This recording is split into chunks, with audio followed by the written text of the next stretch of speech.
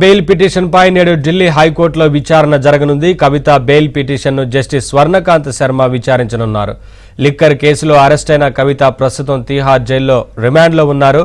ED, CBI కేసులో trial court bail తిరస్కరించడంతో కవిత ఢిల్లీ హైకోర్టును ఆశ్రయించారు.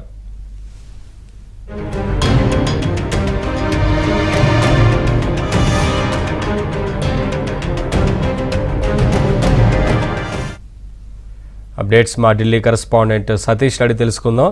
సతీష్, ఇవాళ ఎమ్మెల్సీ కవిత బెయిల్ పిటిషన్ పై వాదనలు జరగనున్నట్లుగా తెలుస్తా ఉంది కదా, ఏంటి వివరాలు?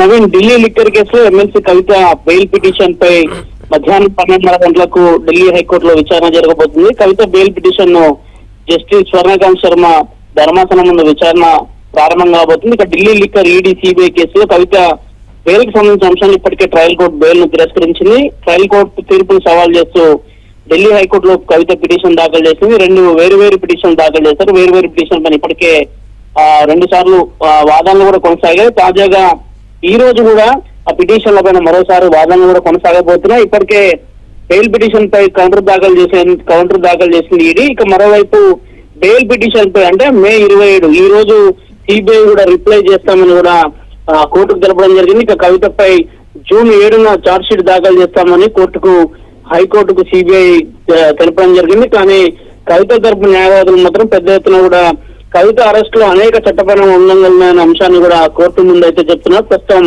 కవిత తిహార్ జైల్లో ఉన్నారు.